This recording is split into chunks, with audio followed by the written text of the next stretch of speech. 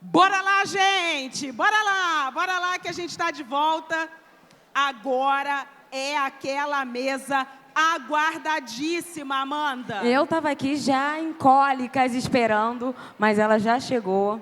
E eu acho que vocês estão tão, assim, entusiasmados quanto eu. Então vamos. Nossa, eu vou te falar, a gente ali conversando com elas nos bastidores, fiquei lembrando minha memória do mestrado, a vida acadêmica, o quanto que eu li essas mulheres.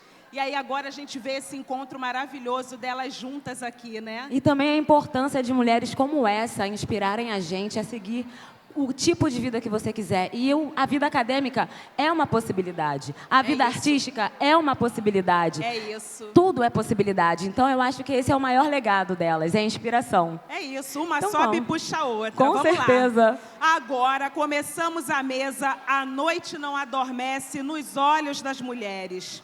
Existe um plano muito bem projetado para que mulheres negras pratiquem o auto-ódio, irmãs pretas contra irmãs pretas, num cenário embranquecido que não cuida e não acolhe, apenas adoece.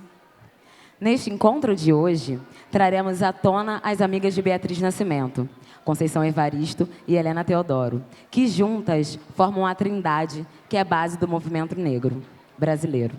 Mulheres célebres que ensinam e são ensinadas, encontrando neste movimento a cura para seguirem adiante. É sobre isso. A mesa à noite não adormece nos olhos das mulheres, traz a participação dessas mulheres e carrega no nome o visceral poema escrito para Beatriz Nascimento, pela amiga, poeta, escritora e doutora em literatura Conceição Evaristo. Maravilhosa. Já está vindo, já está vindo. Essas palmas são recebidas com muito afago, né? Isso dá um esplendoroso de vida para ela, né? Exato. E eu acho que é importante ver Conceição, Helena Teodoro sendo celebradas enquanto estão aqui em vida. Sabendo o quanto elas são importantes e inspiradoras para todas nós. Exatamente. E somando a realeza à mesa, Helena Teodoro, a primeira mulher negra a adquirir o título de doutora em filosofia pela UGF. Gente, palmas, por favor. Antes de eu acabar de falar, olha só, meu Deus do céu. É isso. E a primeira intelectual brasileira a ter desenvolvido uma tese com base na filosofia africana, autora junto com Beatriz Nascimento do livro Negro e Cultura do Brasil.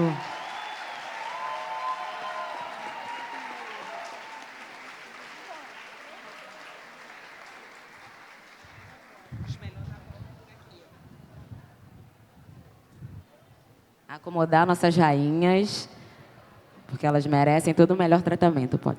Maravilhosas. Com a mediação de Bianca Santana, militante feminista negra. Olha ela aí, gente. De verde trazendo esperança.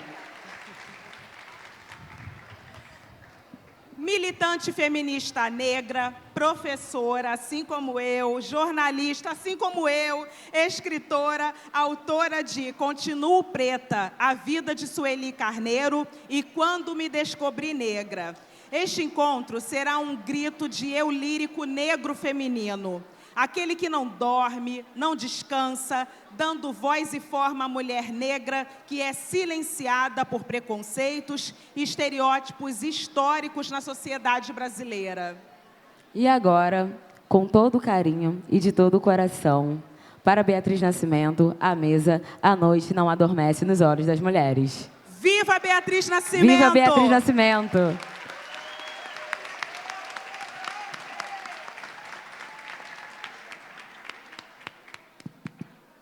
Boa tarde. Eu tenho mesmo que falar, porque não está muito simples me organizar para conseguir falar diante de Conceição Evaristo e Helena Teodoro, em homenagem a Beatriz Nascimento. Então, começo agradecendo imensamente a FLUP, imensamente, obrigada, a essa equipe de produção cuidadosa, Júlio, que deve estar por aqui. Agradeço demais pelo seu trabalho de tantos anos. E agradecer também a Écio Salles.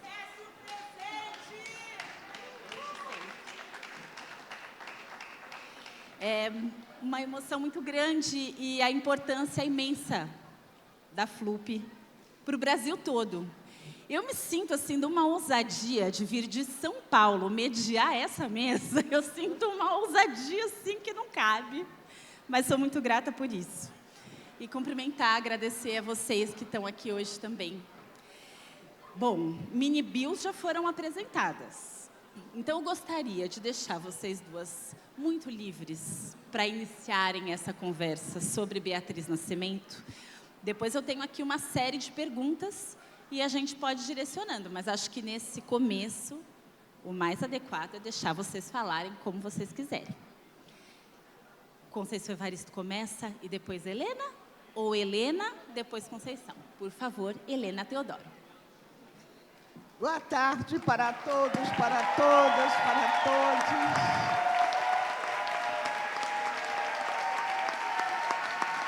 Beijo para vocês.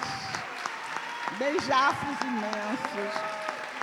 Gente, é uma emoção muito grande, vocês não podem imaginar como eu estou emocionada por estar aqui na FLUP.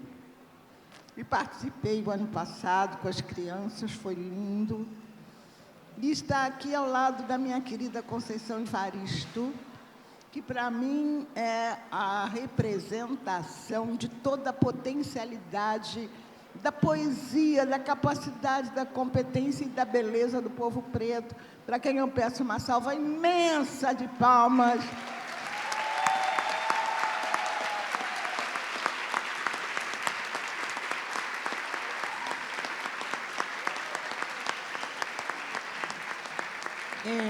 Conceição representa para mim tudo aquilo que os meus pais diziam que era a potência da comunidade preta e era onde eu deveria tentar chegar.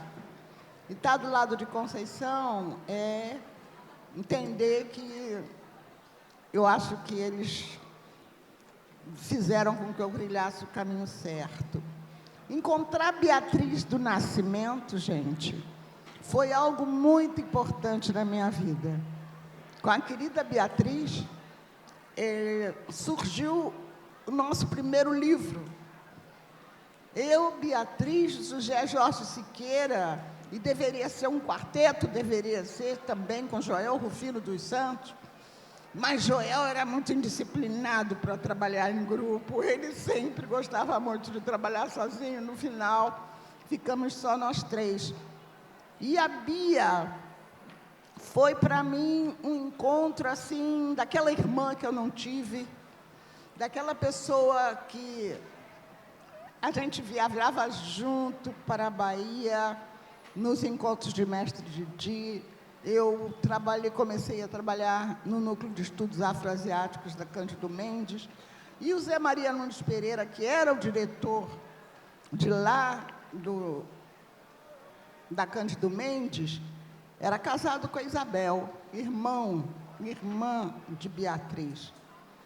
Então, a gente tinha uma aproximação assim, além da militância, de amizade. Eu era muito amiga de Zé Maria e Teresa Santos, e eu, Teresa e Beatriz Nascimento, tínhamos assim um contato de mulheres pretas que lutavam para que nós tivéssemos o tratamento e a respeitabilidade que nós merecemos como mulheres, porque, inclusive, construímos esse país, cuidamos das crianças, dos senhores desse país, realizamos uma cara para o Brasil com o nosso canto, com nossa comida, com nossa maneira de vestir, com nossa maneira de falar e com nossa forma de se tratar.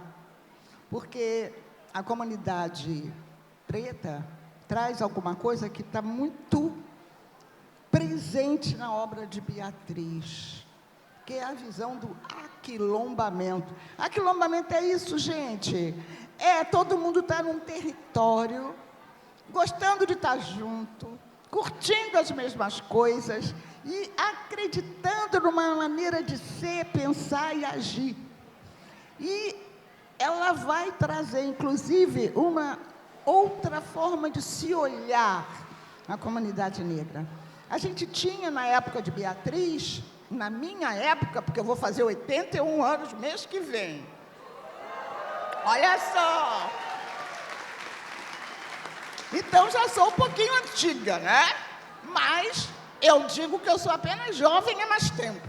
Então, quando eu era bem mais jovem ainda, a gente tinha as noções de Câmara Cascudo, que dizia que Quilombo era um lugar folclórico do povo africano. A historiografia oficial dizia que Quilombo era reunião de negros fugidos que tinha de 4 a 10 pessoas. A Beatriz vai colocar tudo isso abaixo. A Beatriz vai fazer pesquisa, vai começar a viajar em Minas Gerais, começa a ir no Prata, começa a buscar, primeiro nos arquivos, que ela era historiadora, e não encontra nenhum dado efetivo sobre os quilombos, e ela resolve visitar. E ela tem um encontro incrível em Minas Gerais com aquelas manifestações que o Câmara Cascudo dizia que eram manifestações folclóricas. Aí ela chega lá, encontrar Congada. Vocês conhecem a Congada? Todo mundo aqui conhece. Madalena, Madalena, você, meu bem-querer. Martim da Vila divulgando a música da Congada para cá. Pois a Beatriz vai fazer uma grande pesquisa. Isso está no nosso primeiro livro, pela primeira vez registrado como historiografia, que os quilombos são territórios pretos, organizados com uma outra política de Estado diferente da vida portuguesa e espanhola, que é um lugar onde há uma preocupação com a preservação da natureza, com a preservação da terra, com a construção de alimento que seja distribuído igualitariamente para a população e que tem uma filosofia diferente de lidar com as pessoas. Quilombo é um espaço filosófico, cultural, político, econômico, absolutamente diferente da realidade do Brasil capitalista.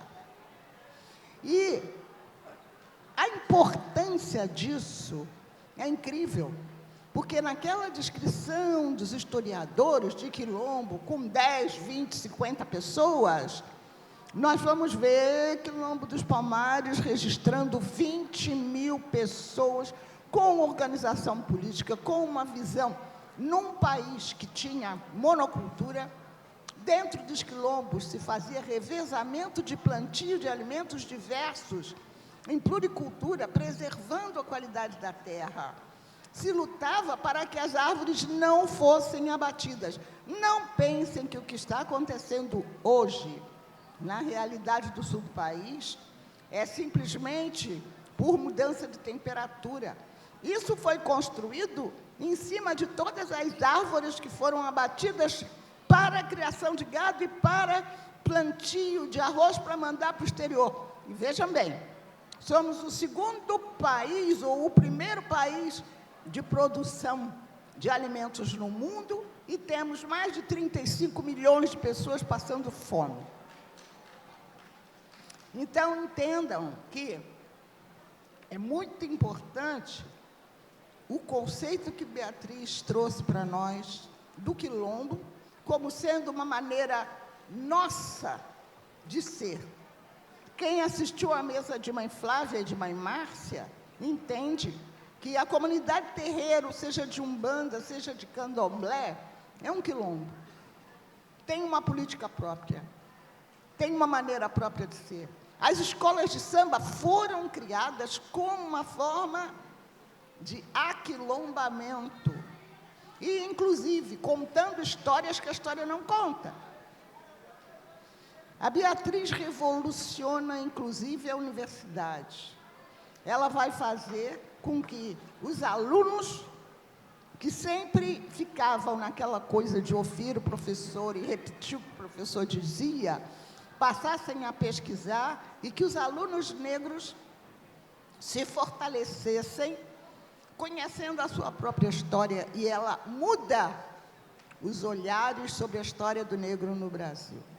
Então, nada mais representativo do que dedicar essa FLUP a Maria Beatriz do Nascimento.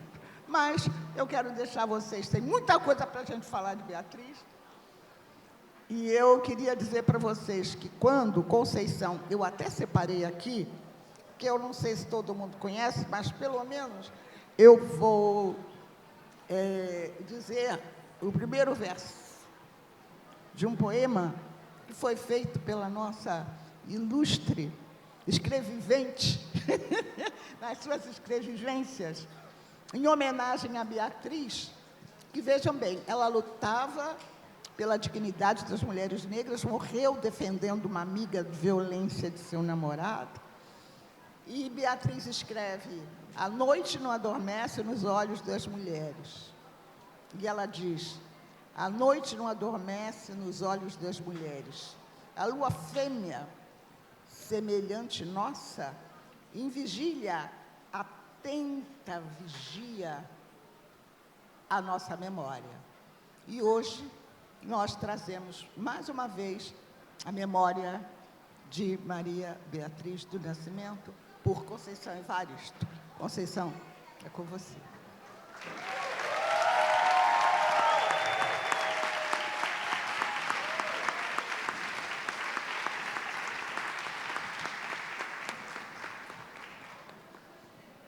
Boa tarde a todas, a todos e a todos.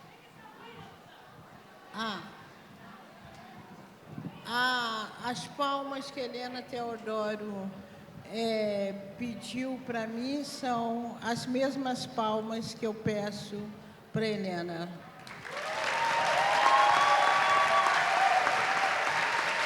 Assim a nega velha chora.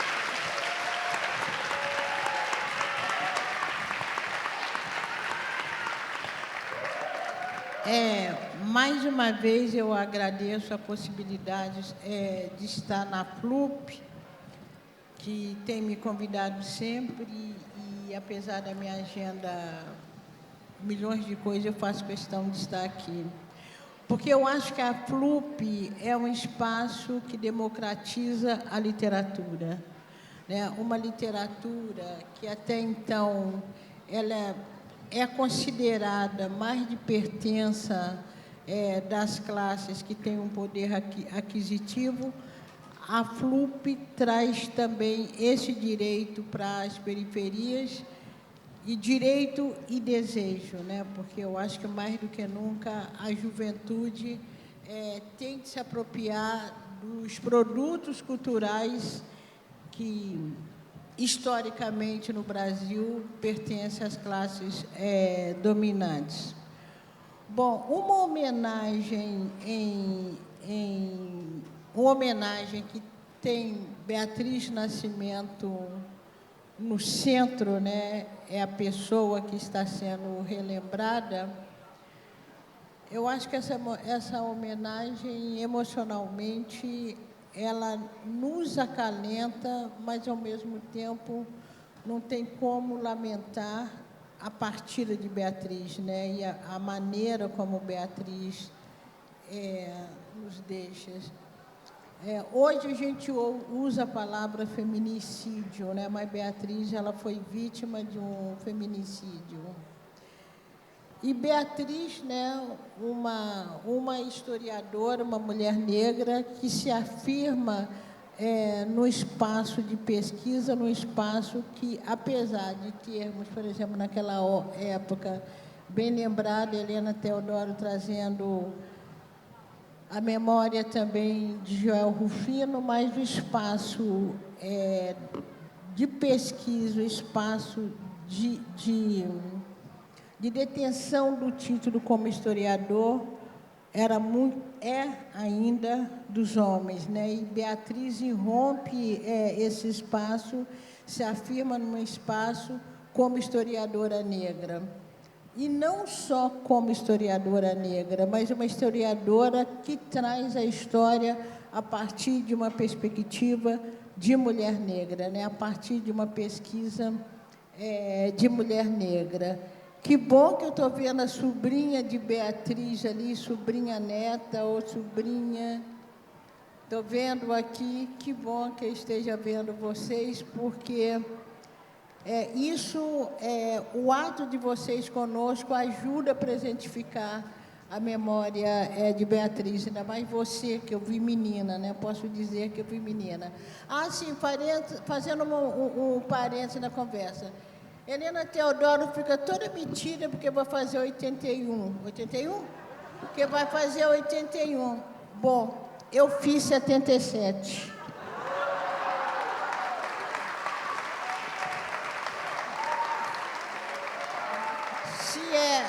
Se é para ostentar a idade, Helena.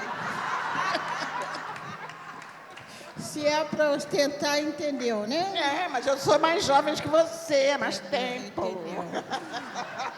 Então, mas o que eu quero dizer também?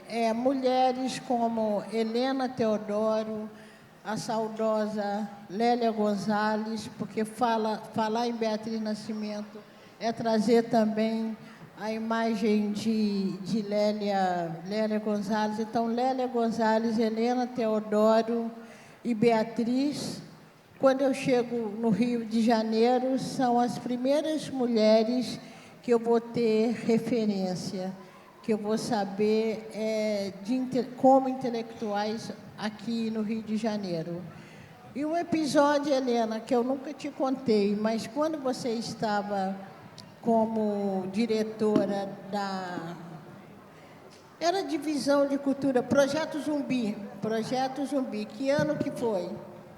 Foi 1987, 88.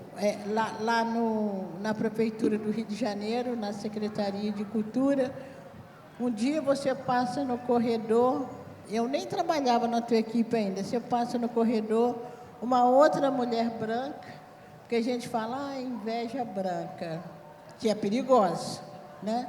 Aí uma mulher branca olha para... Que bom o Wagner e o Francisco ali, estou vendo. Uma mulher branca passa e diz assim, lá vai a preta, dona dos diplomas. Inveja pura, né? Inveja pura. Lá vai a preta, dona dos diplomas.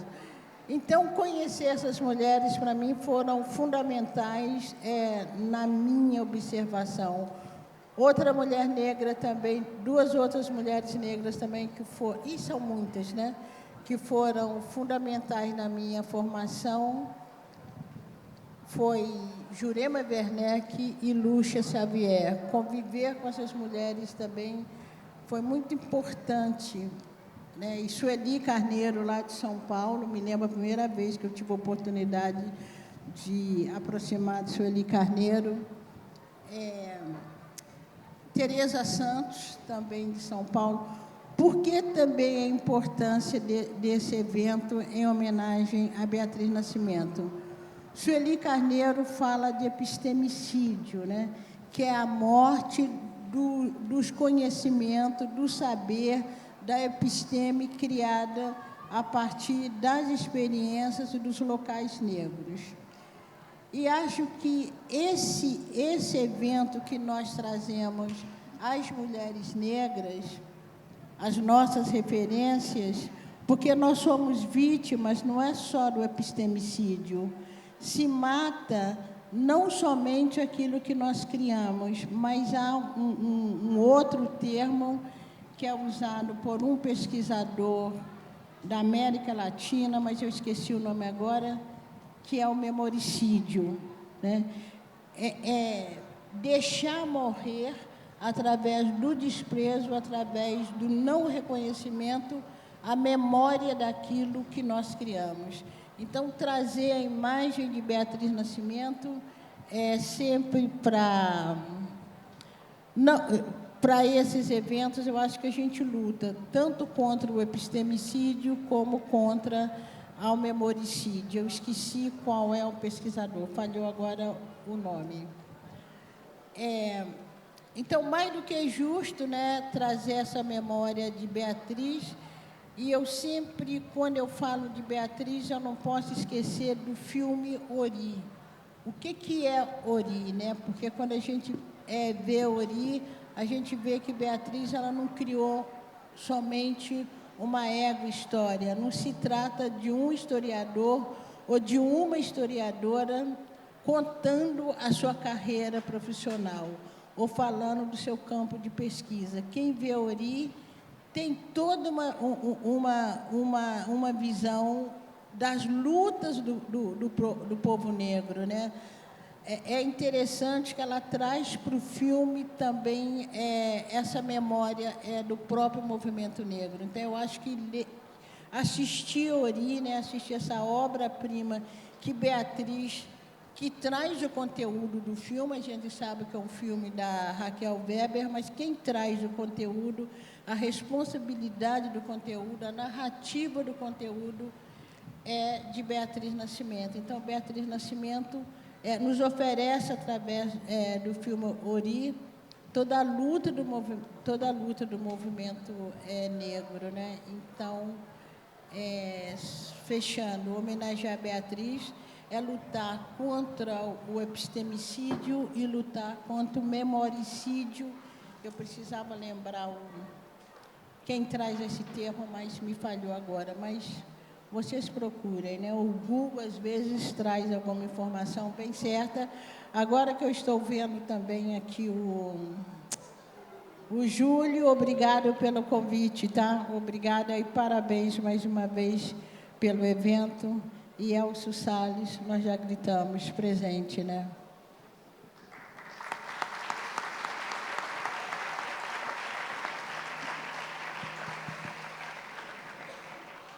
É muito emocionante, ao longo do dia, ouvir as diferentes manifestações sobre Beatriz Nascimento. E agora, em especial, vocês duas amigas de Beatriz. Hoje, em algum momento, alguém falou da dor imensa da perda da Beatriz, que a família mostra para a gente muito mais do sorriso e da vida do que desse momento de morte. E o quanto, aqui no Rio de Janeiro, também muito importante para o mundo todo, a gente pensar na vida de Marielle Franco, apesar da morte ter sido tão violentamente demarcada. E um pouco antes, hoje aqui, alguém falou de Beatriz e de Marielle. E eu sou uma mulher de 40 anos, da geração de Marielle Franco. E hoje cedo, antes de vir para cá, eu conversei com a Pamela Passos, comadre da Marielle, né, mulher dessa nossa geração. E ela dizendo da importância de a gente aprender com vocês, porque vocês abriram os caminhos todos.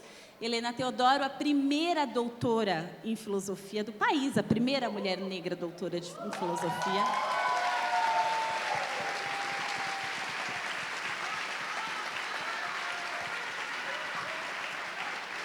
Mas, gente, é muito importante que eu diga para vocês que eu sou resultado da proposta dos meus pais.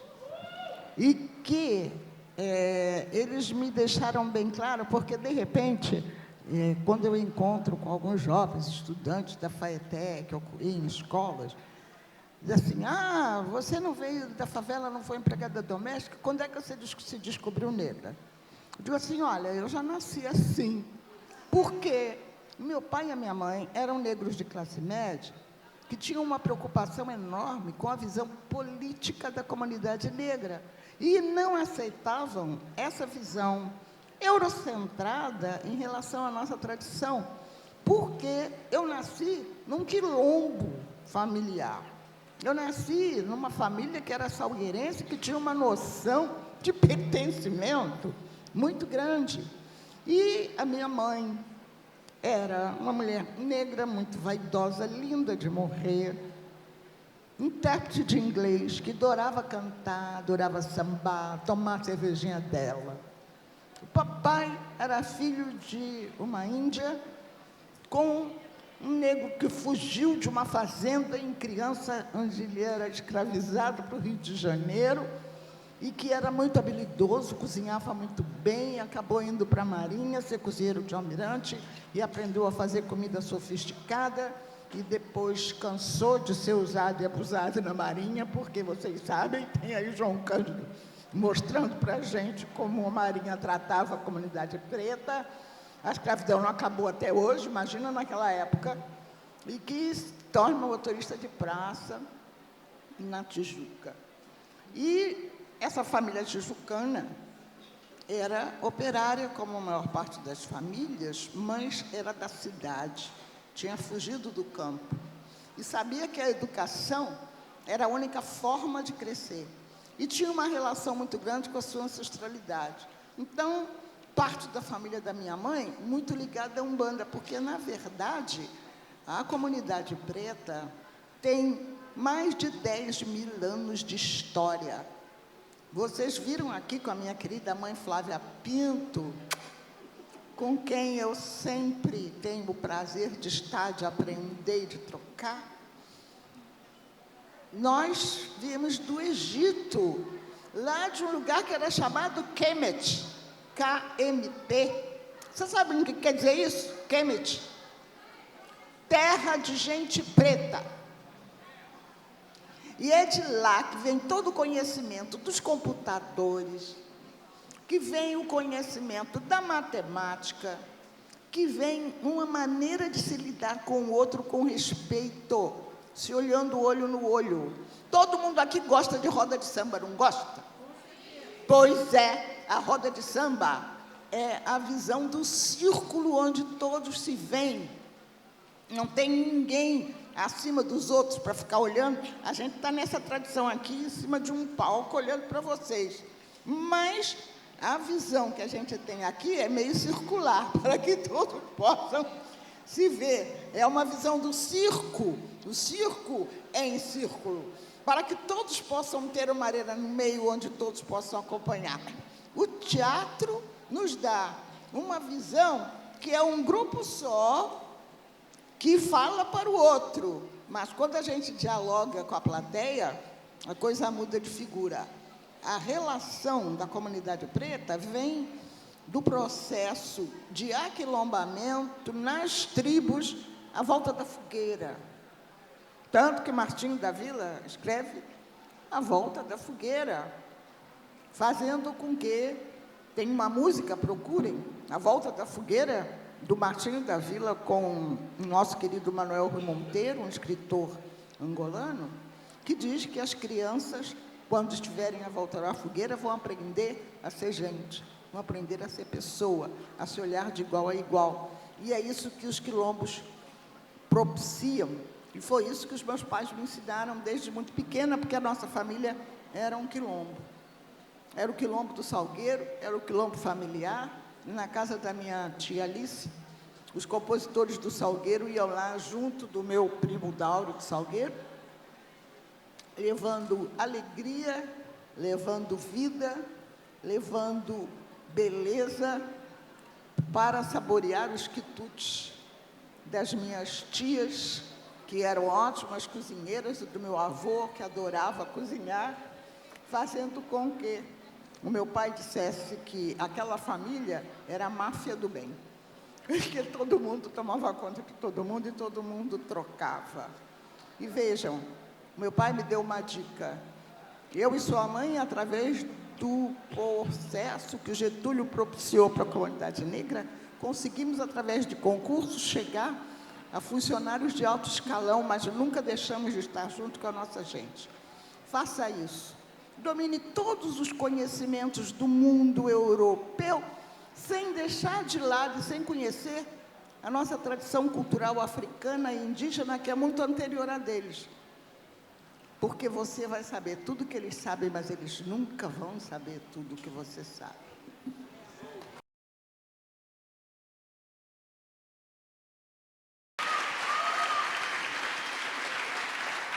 E é por isso que eu digo para vocês que eu fico muito emocionada quando eu vejo Conceição Evaristo, porque ela representa tudo aquilo que a minha família dizia, que nós tínhamos que levar os nossos saberes, que são muito mais profundos, humanos e aglutinantes, para dentro da universidade, para que nós possamos formar lideranças que olhem as pessoas de igual para igual, que dê casas que não caiam com a chuva, que dê possibilidade das pessoas não terem dificuldade de comprar comida nem de ter trabalho. E é um sentido de crescimento para todo mundo. E, para isso, eles me ajudaram muito. Porque, gente, se eles não fossem de classe média, eu nunca teria terminado o doutorado em 1985, porque estudar é muito caro nesse país. E isso é feito de propósito, para que não possamos ter acesso. E quando a gente consegue chegar lá, os professores, na sua grande maioria, não são pretos. E fazem tudo para você desistir e se sentir inferiorizado, ou então se mascarar de branco, como eles, ou agir como tal. E o que Beatriz do Nascimento consegue fazer lá na UF? Ela consegue fazer com que, dentro da universidade, os alunos sejam ouvidos, vistos e, inclusive, que se investigue a sua maneira de ser e pensar. Porque, vejam bem, ela muda a historiografia brasileira. Ela faz com que a história seja vista do ponto de vista da nossa comunidade negra em relação à sua própria história, e não com a visão estereotipada e preconceituosa que a comunidade branca tem de nós até hoje. É muito importante que vocês entendam a grande importância que Beatriz faz dentro da universidade, e que hoje a gente tem cotas, mas ainda temos um número muito pequeno de professores dentro da universidade. Helena. Ter uma Conceição Evaristo, doutora, que consegue, através da sua capacidade intelectual e sensibilidade literária, escrever e conseguir lá fora ser reconhecida, mas ela era para estar na Academia Brasileira de Letras.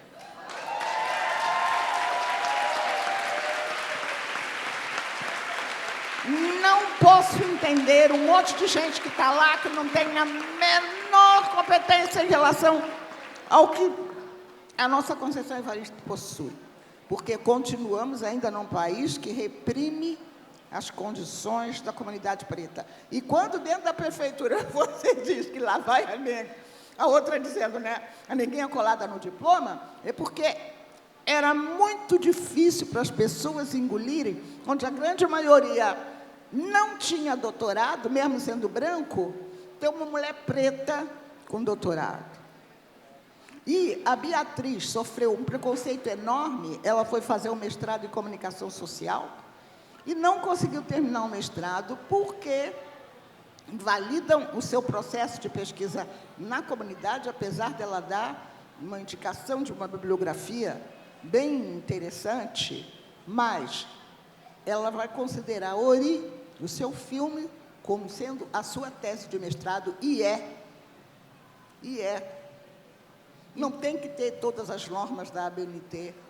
Ela modifica isso, e a gente está tentando mudar isso lá dentro da UFRJ, no Núcleo de Saberes Ancestrais, onde eu estou trabalhando com filosofia feminina preta, brasileira, africana e sul-americana, mudando completamente a visão em relação à comunidade preta. Não é a Europa que tem que dizer para a gente o que a gente é. Nós temos condições de ver, falar e entender o que nós somos, o que nós queremos e como nos propomos. Então, gente, o papel da Beatriz foi revolucionário.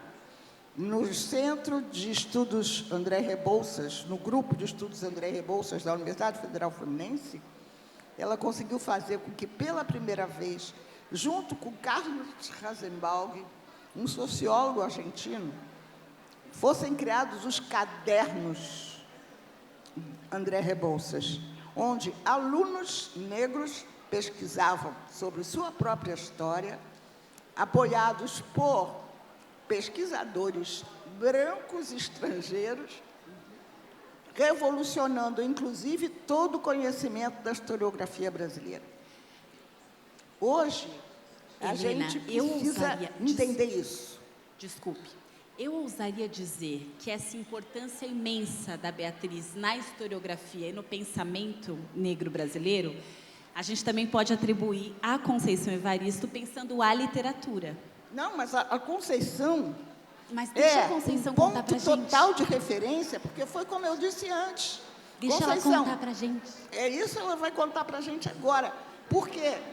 Vejam só, a Conceição, ela conseguiu mudar a literatura. Se a Beatriz mudou a história, quem muda a literatura que tinha sido, a partir de Lima Barreto, que enlouquece, vai lá, você, Beatriz, vai lá, você...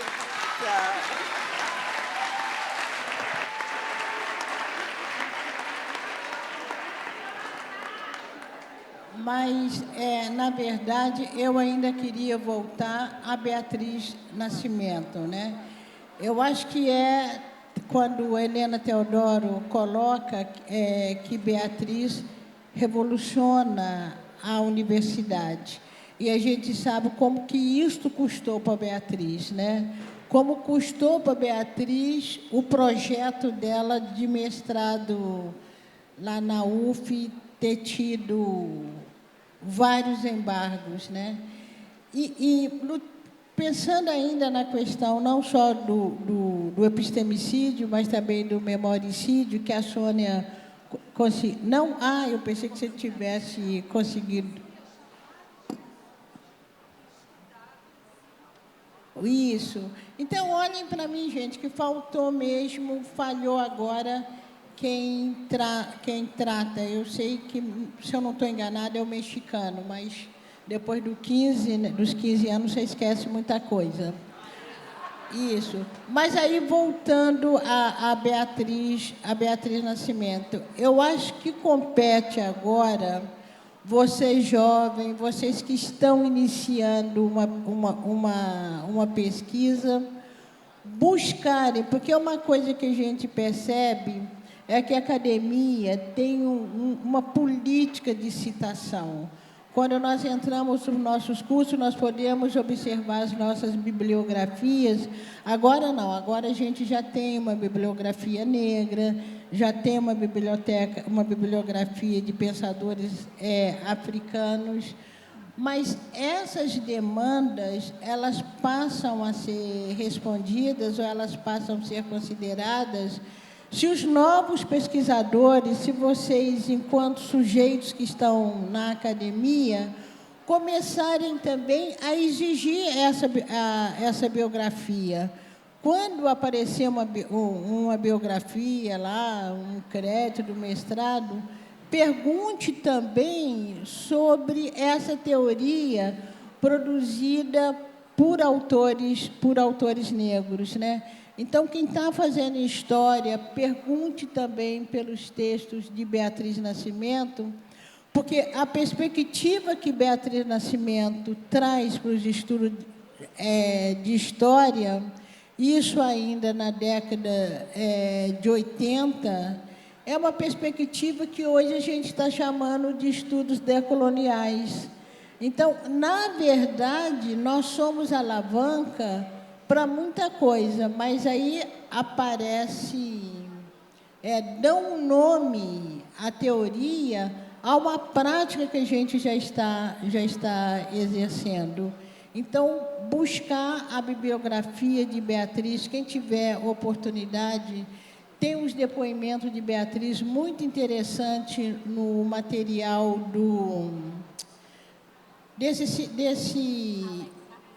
não só o Alex. Gente, esse que está conosco, está sempre comigo também em todos os eventos, foi lá em Belo Horizonte assistir minha posse. Meu Deus, que vergonha ter esquecido o nome dele. Filó, tá? Filó. No que Cult, bom que eu lembrei. né? Que agora tem a TV Cult. Isso. tem uns depoimentos muito interessantes de Beatriz Nascimento. Assistam, porque esse espaço aqui, esse espaço de homenagem, é muito pouco para dizer tudo que a gente gostaria de dizer de Beatriz.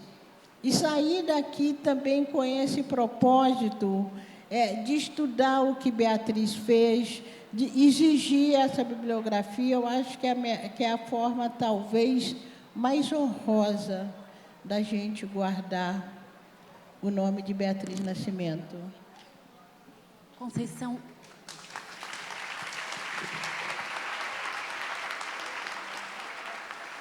Conceição, você pode contar um pouco para a gente, por favor, da sua relação com a Beatriz, da amizade de vocês? Ah, tá. Bom, eu já conhecia Beatriz Nascimento há muito tempo e eu me lembro de Adélia Azevedo, na divisão de cultura afro-brasileira, no momento que Beatriz estava passando por algumas questões emocionais, estava meio que adoentada, e eu me lembro da Adélia Azevedo dizendo: o movimento negro deve a Beatriz, porque nós julgamos de Beatriz, né, de certa forma, fragiliza a pessoa, e hoje Beatriz não está bem. Eu me lembro que era uma avaliação muito honesta de Adélia Azevedo. Aí eu falo para irem ver, para assistir as entrevistas de Beatriz no Cutine. E aí eu conheço Beatriz, já tinham visto Beatriz, mas eu vou ter o meu primeiro encontro pessoal com Beatriz, foi em lançamento de Cadernos Negros, em 1990, que o lançamento foi no IPCN, né, Instituto de Pesquisa de Culturas Negras, e naquele momento a gente tinha uma presidenta no IPCN, que era Pedrina, né, a primeira presidenta lá do IPCN. Então, a gente faz o lançamento de Cadernos Negros lá, e quando acabou o lançamento, todo mundo lá, Beatriz ficou até o último momento. Quando acabou o lançamento, aonde nós fomos finalizar o lançamento, ninguém adivinha, né? Não foi em bar, tá, gente? Não foi em bar. Foi no Amarelinho, que era o lugar que nos anos 90, 80, 90, a comunidade negra se encontrava muito no Amarelinho. Amarelinho e Verdinho. Então, a partir desse momento, vou criando mais proximidade com Beatriz, até o momento em que Hilton Cobra, no Centro Cultural José Bonifácio, me pede a gente fazer a semana angolana. E aí me pede para convidar Beatriz Nascimento. E ela tinha passado um tempo sem fazer nenhuma palestra, no momento que ela resolveu se recolher. E naquele dia, então, ela aceitou, terminou a palestra. Beatriz suava, Helena, suava, foi um momento que ela precisou esforçar, né? E aí eu fiquei mais próxima de Beatriz, muito próxima. A gente saía muito para conversar, para beber. Inclusive, conhecia tal manicure que Beatriz vai defender e deu no que deu. E Bia era uma pessoa muito questionadora, muito. Ela era uma historiadora. Beatriz era uma historiadora do princípio ao fim. Eu me lembro que quando teve o plano Collor, nós ficamos uma noite inteira falando sobre o plano Collor. Claro que quem falava era a Beatriz, né? Porque eu não tinha competência para isso. E eu me lembro que ela dizia: nós brasileiros, nós temos sangue de barata, porque nenhuma nação ia permitir o que aconteceu hoje. E aí foi, né? Esse tempo todo, a gente muito próxima. Quando eu passei para o mestrado, em 1990, e fui para a PUC, a Beatriz falou: chega lá bem, chega lá firme, se apronta, vá bem bonita, passe um batom para chamar bastante atenção. Naquele momento, ela estava usando aquele chapéu dela, que com certeza vocês se lembram. Teve um momento que ela ficava usando o chapéu. Ela falou, vá bem bonita, se apronte, e quando fizerem alguma pergunta para você, não responda, devolva a pergunta. E eu me lembro que no elevador uma pessoa me perguntou, você está estudando aqui? Eu pensei, o que a Bia falou para eu falar? Eu falei, estou, e você está estudando também? Qual curso que você está fazendo? Gente, eu fiquei metida, fiquei de uma imponência, mas tudo, né, lembrando das lições de Beatriz. E a noite não adormece nos olhos de mulheres. Como surge esse poema? Da maneira mais... Algumas pessoas vão chamar da maneira mais mundana, né? Porque se tratando de poesia, acha que a gente tem que ficar olhando para o céu e fazer poesia. Não é nada disso, né? Eu escrevo olhando para a terra. E eu tinha saído... Ah, sim, aí ela fez esse serviço no Centro Cultural José Bonifácio, pela prefeitura. Demorava muito para pagar. Quem lida no município sabe disso. Aí, no dia que saiu o Prolabore de Beatriz Nascimento, Hilton Cobra falou comigo, Conceição, você podia entregar esse dinheiro para Beatriz. Pôs um dinheirinho no envelope. E eu chamei Beatriz, falei, Beatriz, seu Prolabore saiu. Deixei minha filha, que, aliás, ganhou uma boneca de Beatriz também, ela lembra bem de Beatriz, Ainá. Deixei com a Ângela, minha amiga, marquei com a Beatriz. Não ia ser no amarelinho, não, mas acabou sendo no amarelinho. Marquei com a Beatriz no amarelinho e nós começamos. Toma um chopp preto, toma outra, coisa e tal. O amarelinho fechou. A gente foi andando em direção a Botafogo, que ela morava ali na Urca, né? E até chegar lá, nós fomos gastando o Prolabore. Quando nós chegamos, para vocês verem como é que era muito, né? Aí chegamos lá em Botafogo, chegou uma hora que o Prolabore acabou. Eu não tinha dinheiro para voltar, Beatriz também já não tinha mais.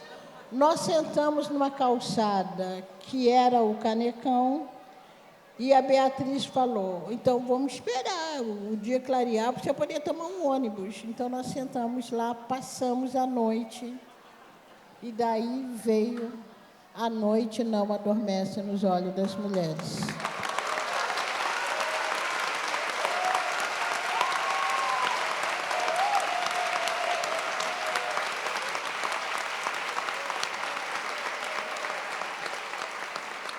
Agora, parece bobeira, mas não é, porque ali, naquele momento, eu me emociono muito, ali, naquele momento, eram duas mulheres negras que estavam conversando, não sob efeito da bebida, mas sob efeito da vida que a gente carregava.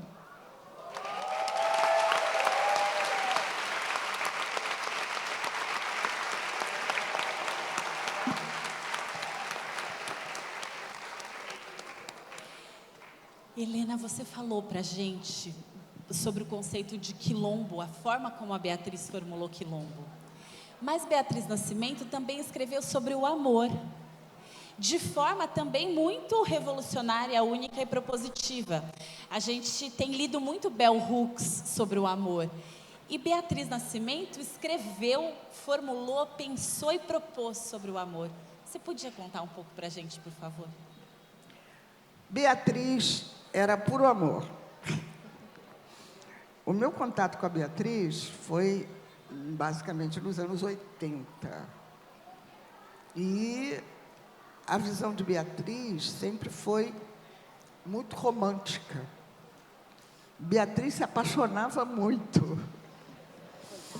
E, inclusive, nós íamos às reuniões de movimento negro, porque, no meu tempo de movimento vamos dizer assim, junto aos grupos, a gente viajava pelo Brasil todo, tirando do bolsinho da gente mesmo.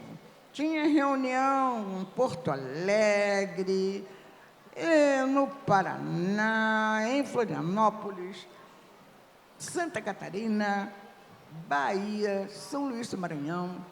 E aí, a SECNEB, eu era da SECNEB, Sociedade de Estudos da Cultura Negra no Brasil, com o mestre Didi, Juanita, Muniz Sodré, Marco Aurélio Luz, e militâncias todas, inclusive João Jorge,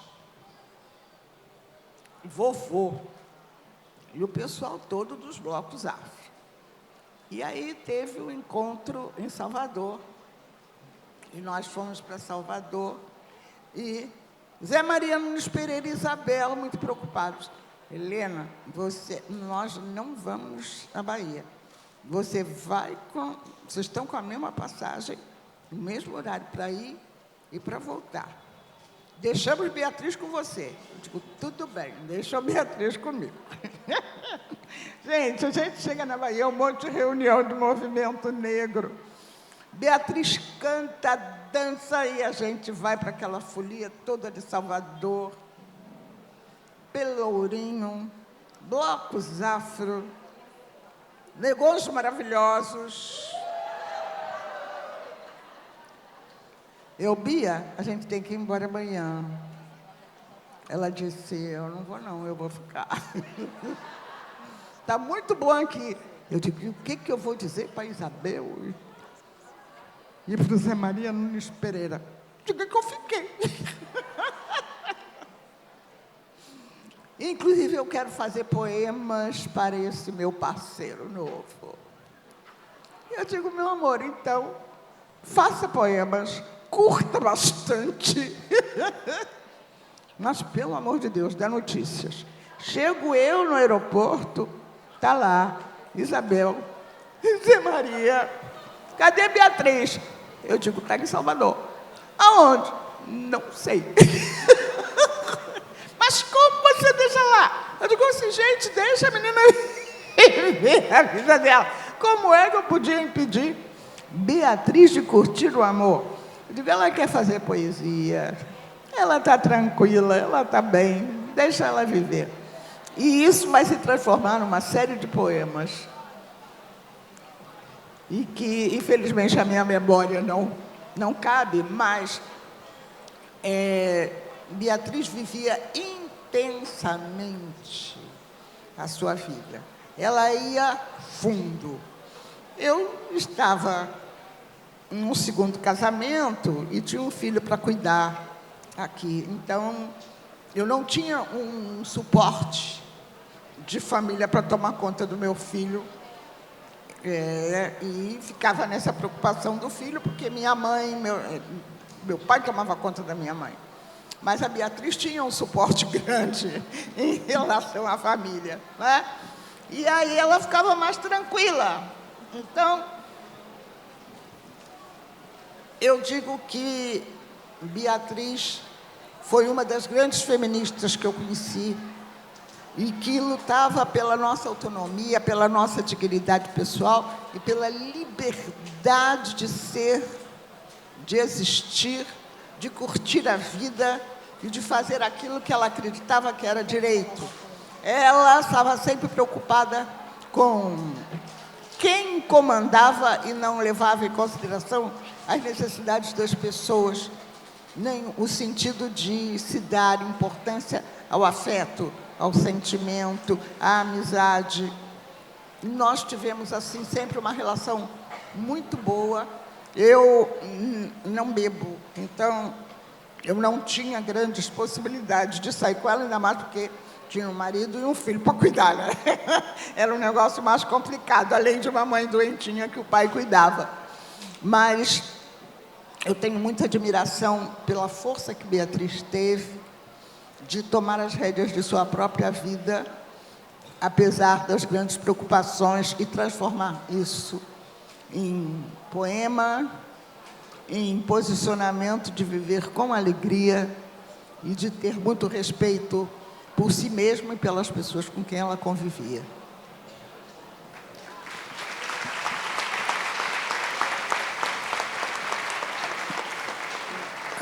Nós sabemos que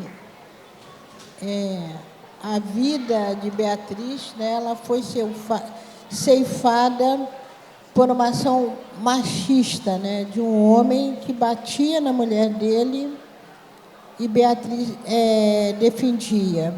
Então, eu acho assim, essa liberdade de Beatriz, a coragem de Beatriz, muitos homens, inclusive homens negros, homens do movimento negro, não sabiam, não respeitavam, não sabiam lidar com o sentido de liberdade de Beatriz. E eu me lembro que nós estamos aqui, eu falei que eu bebi com Beatriz, Helena contou esse episódio de Salvador, mas eu me lembro que há uns anos atrás eu estava numa mesa, acho que era em Porto Alegre, não sei se era em Porto Alegre, já não consigo lembrar.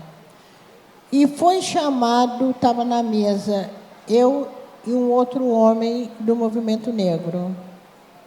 Mas foi tão ridículo, foi tão desrespeitoso a forma como esse homem falava de Beatriz, e você sabe quem? Depois eu te conto que é fofoca particular. Não vou contar. Mas foi muito desrespeitoso a maneira como esse homem se referia a Beatriz, né? Porque ele passou a contar uma história pessoal. Foi tão desrespeitoso que agora, voltando da Flipetópolis, um outro homem negro que estava também se lembra do depoimento desse sujeito e falou: eu, como homem, eu fiquei chocado e fiquei imensamente constrangido. Por que eu estou dizendo isso? Eu estou dizendo que, para construir uma respeitabilidade para as mulheres negras, é tão difícil que, mesmo depois que essas mulheres partem, a língua de trapo dos homens, o machismo dos homens, são incapazes de respeitar. Era para falar da potência criadora de Beatriz, era um depoimento do ponto de vista da intelectualidade. Esse homem resolve falar umas besteiras que não tem nada a ver, e a gente que conhece Beatriz, e mesmo sabendo que Beatriz era uma pessoa do amor, era uma pessoa que buscava conhecimento, eu duvido que Beatriz tivesse dado confiança para aquele traste. Duvido. Mas não vou dizer o nome, não, porque o traste está vivo.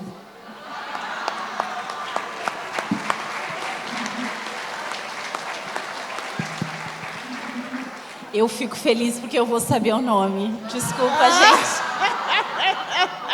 Não, e, gente, é muito importante entender que a dignidade de Beatriz era tão grande que ela não permitiu, num bar, na Zona Sul do Rio, que um namorado avançasse em cima de uma namorada, interferiu. E vejam bem, não é qualquer pessoa que faz isso. Inclusive, ela nunca deixou de sempre buscar proteger quem estivesse sendo atacado ou precisasse de ajuda. A solidariedade era alguma coisa muito presente na Bia.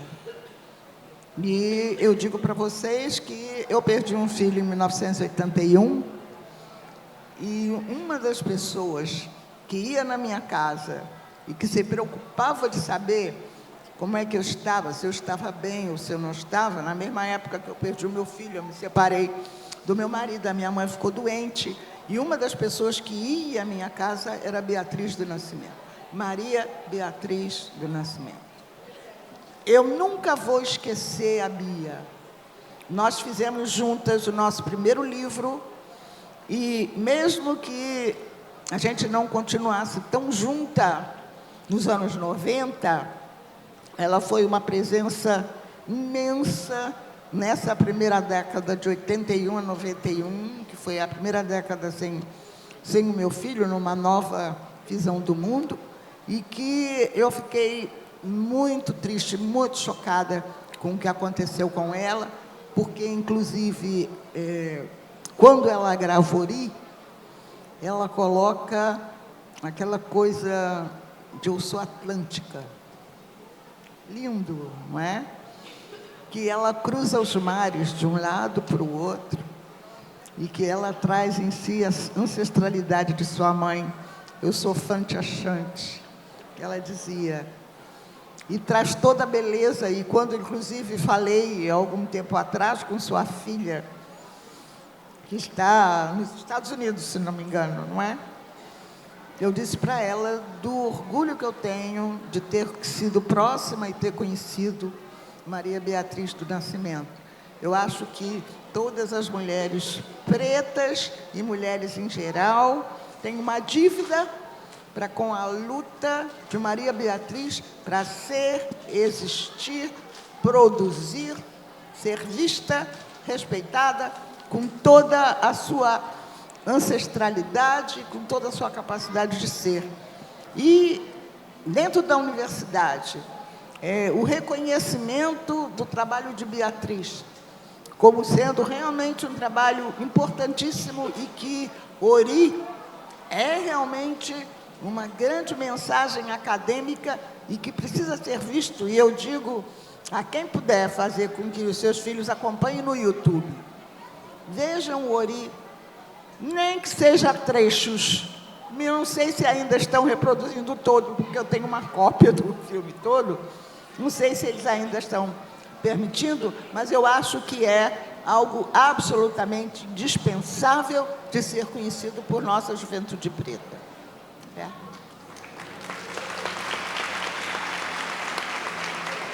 Tenho a cumplicidade de Beatriz Nascimento também com a luta das mulheres, e era uma cumplicidade efetiva, né, pelo até que aconteceu, mas no quarto de Beatriz, você deve lembrar, a sobrinha, teve um momento que no quarto dela aqui na Urca, uma das paredes eram fotos de mulheres. Eu me lembro de ter visto a foto de Zezé Mota, me parece de Angela Davis, se eu não estou enganada, mas ela tinha uma parede, durante um momento, uma parede do quarto dela eram fotos de mulheres. Eu acho que era, sem sombra de dúvida, era uma reverência, né, que ela fazia à luta das mulheres. Que beleza ser inimiga do fim, né? Como são Conceição Evaristo e era Beatriz Nascimento. Eu também tenho a honra de já ter fechado bar com Conceição Evaristo. Você falou da Flipetrópolis, onde a gente também foi muito feliz no quesito festa. Eu sinto, Helena, que você tenha curtido pouco bar com Beatriz, porque bar é um lugar onde a gente troca numa alegria e numa felicidade imensas, né? Eu cheguei a curtir Amarelinho, eu tomando a minha limonada ou laranjada, mas o movimento negro sempre se reuniu no Amarelinho, eu estava lá. Aliás, eu sempre fui casada com um homem que gosta de beber, então bar sempre fez parte da minha história. Ufa! Eu vou pedir licença para ler o último parágrafo do texto dela, A Mulher Negra e o Amor, porque me parece que é um momento em que anda difícil a relação com os homens, ainda mais agora, depois, né, desse depoimento da Conceição sobre o que esse homem disse.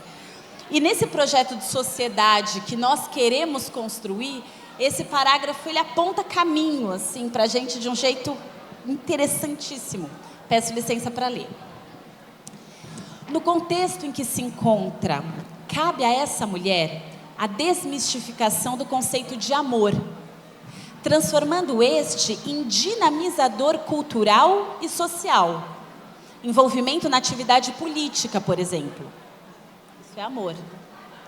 Buscando mais a paridade entre os sexos do que a igualdade iluminista. rejeitando a fantasia da submissão amorosa. Pode surgir uma mulher preta participante, que não reproduz o comportamento masculino autoritário, já que se encontra no oposto deste, podendo assim assumir uma postura crítica, intermediando sua própria história e seus etos. Levantaria a ela a proposta de parcerias nas relações sexuais, que, por fim, se distribuiria nas relações sociais mais amplas.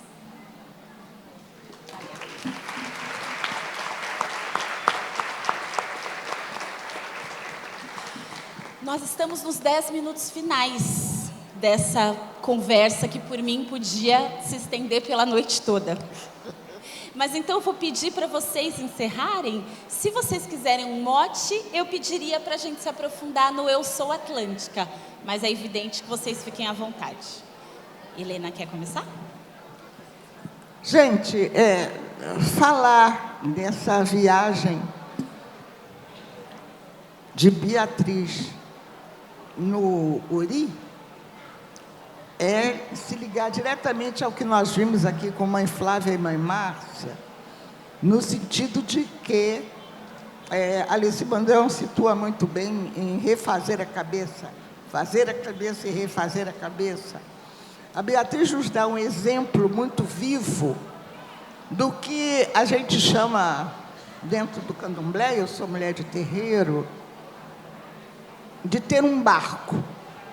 Eu e Conceição fizemos parte do barco de Beatriz. Viajamos juntas no retorno à nossa ancestralidade. E o que a gente faz quando está numa comunidade terreiro é exatamente voltar ao conhecimento do lugar de onde viemos.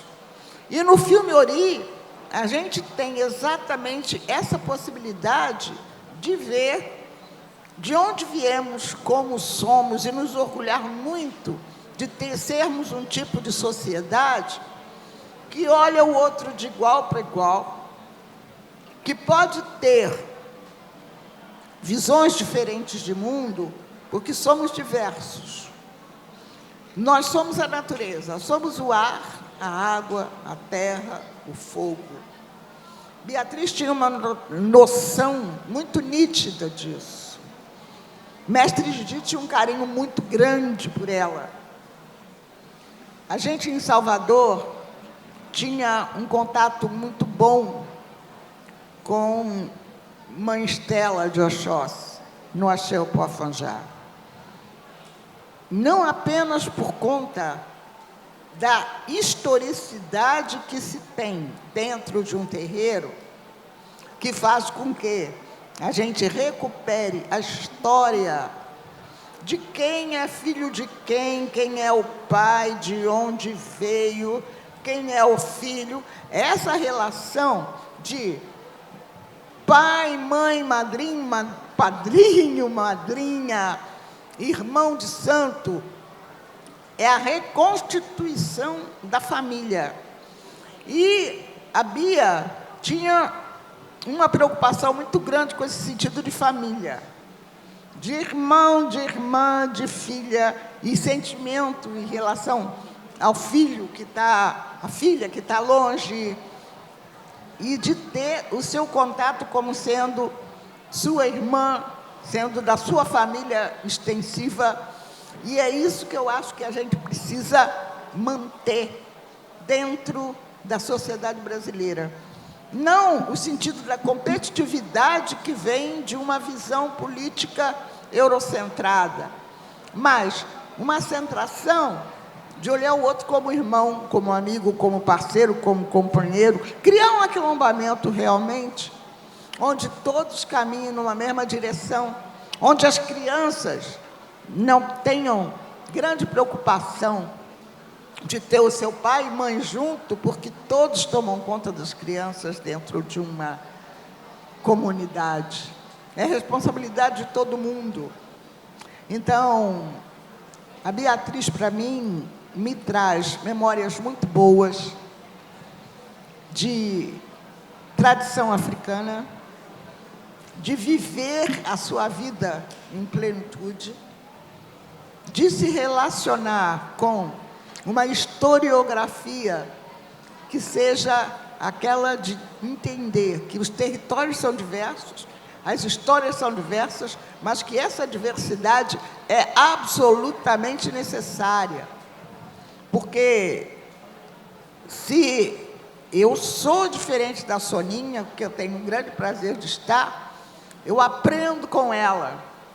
Se eu sou diferente de mãe Flávia Pinto, eu me enriqueço mais ainda quando estou a seu lado.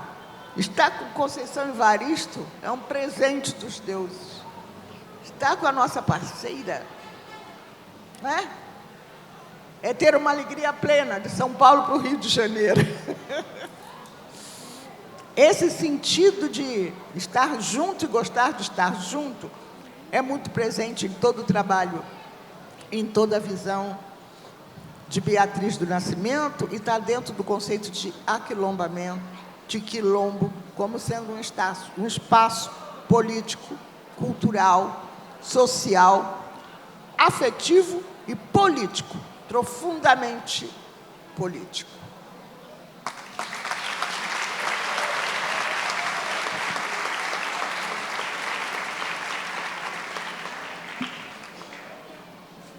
Bom, eu vou terminar lendo A Noite Não Adormece nos Olhos das Mulheres, e também lembrando que esse título, né, que essa fala de Beatriz, Eu Sou Atlântica, eu acho que dá bem o sentido da expansão do pensamento de Beatriz Nascimento, né?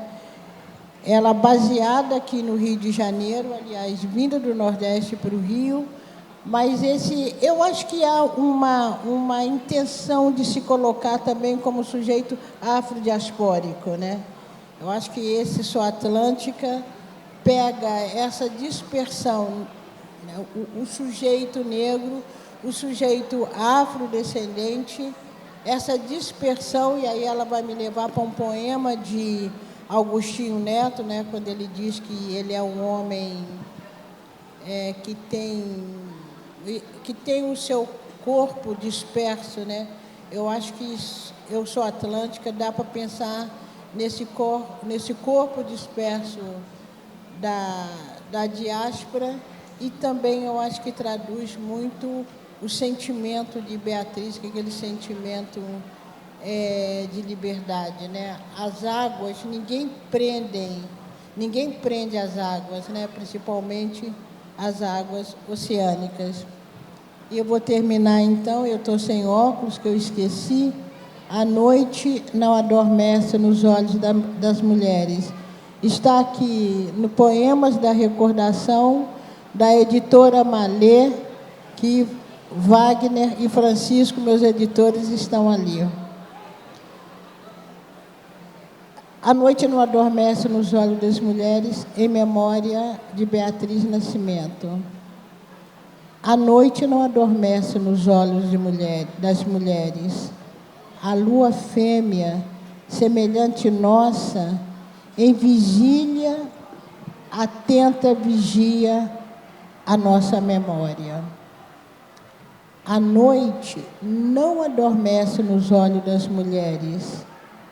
Há mais olhos que sono, onde lágrimas suspensas virgulam o lapso de nossas molhadas lembranças. A noite não adormece nos olhos das mulheres. Vaginas abertas retêm, expulsam a vida, donde Ainá, Nizingas, Nangambeles e outras meninas luas afastam delas e de nós os nossos cálices de lágrimas. A noite não adormecerá jamais nos olhos das fêmeas, pois do nosso sangue, mulher, de nosso líquido lembradiço, em cada gota que jorra, um fio invisível e tônico, permanentemente cose a rede de nossa milenar resistência.